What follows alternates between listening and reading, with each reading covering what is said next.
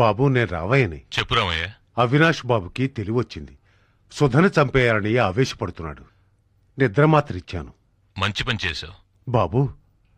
అవినాష్ అనంత పని చేసేట్టున్నాడు. నో, సుధ అవినాష్ చేతిలో చావడానికి వీల్లేదు. నా చేతులతో నేనే చంపాలి. నాకది చేసిన ద్రోహానికి నేనే దాన్ని చిత్రవద చేసి చంపాలి. అదే నేను దానికి విధించే శిక్ష. రామయ్య, అవినాష్ జాగ్రత్తగా చూసుకో. అలాగే బాబు.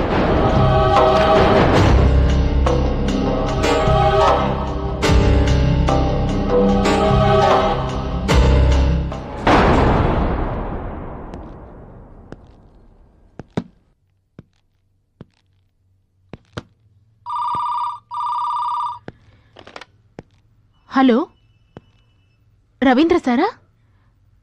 మీరు? ఒక నిమిషం.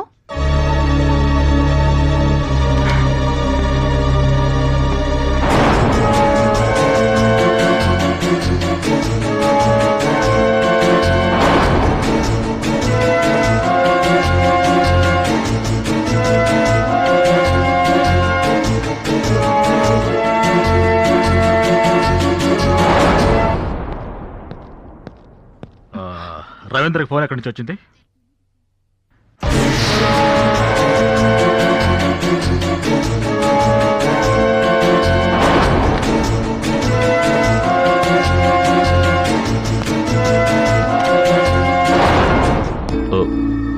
సార్, నేను కొంచెం బయటికి వెళ్ళాలి. అంత అర్జెంట్ పనా? అవును సార్. సరే వెళ్ళరా. Thank you sir.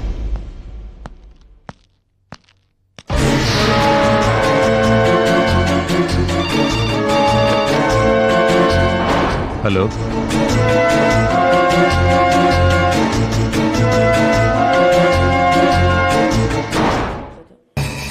Something is wrong.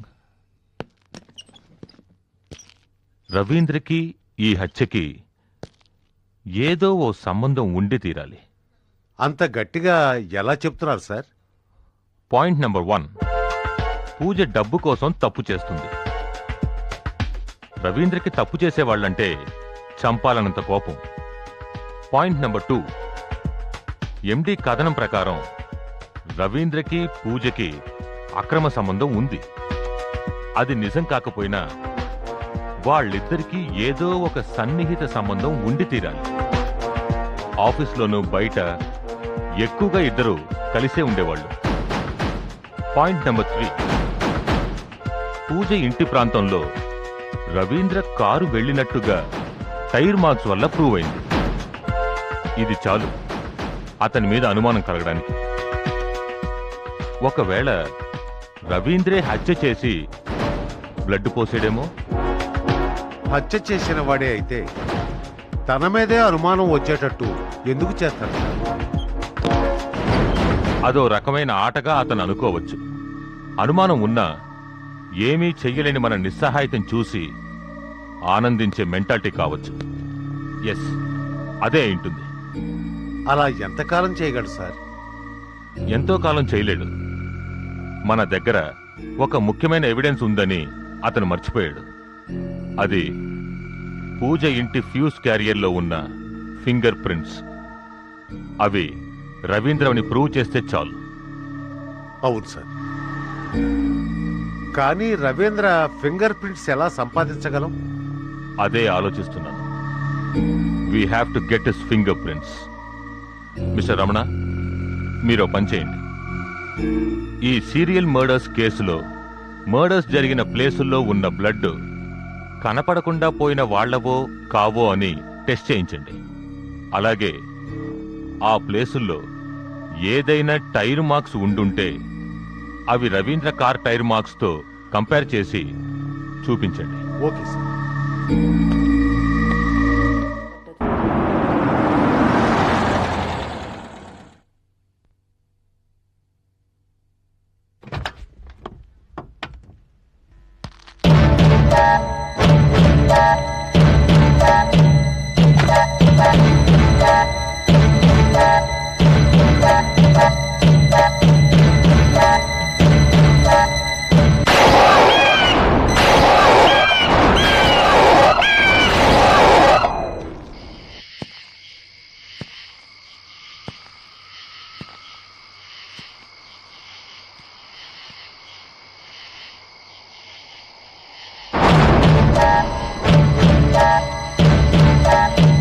Sir. నువ్వా? అవును సార్. నన్ను ఎందుకు ఫోన్ చేసి రమ్మన్నావు?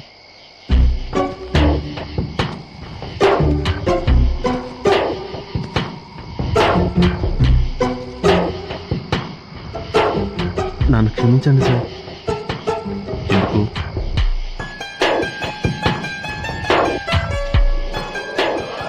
ఒక పాపిని ఈ లోకంలోంచి నరకానికి పంపినందుకు.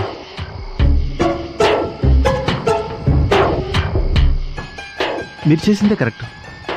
అలాంటి వాళ్ళు నరకంలోనే ఉండాలి, నరకంలోనే ఉండాలి.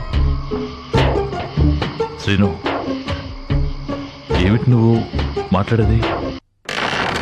అంతం కాదు, ఆరంభం.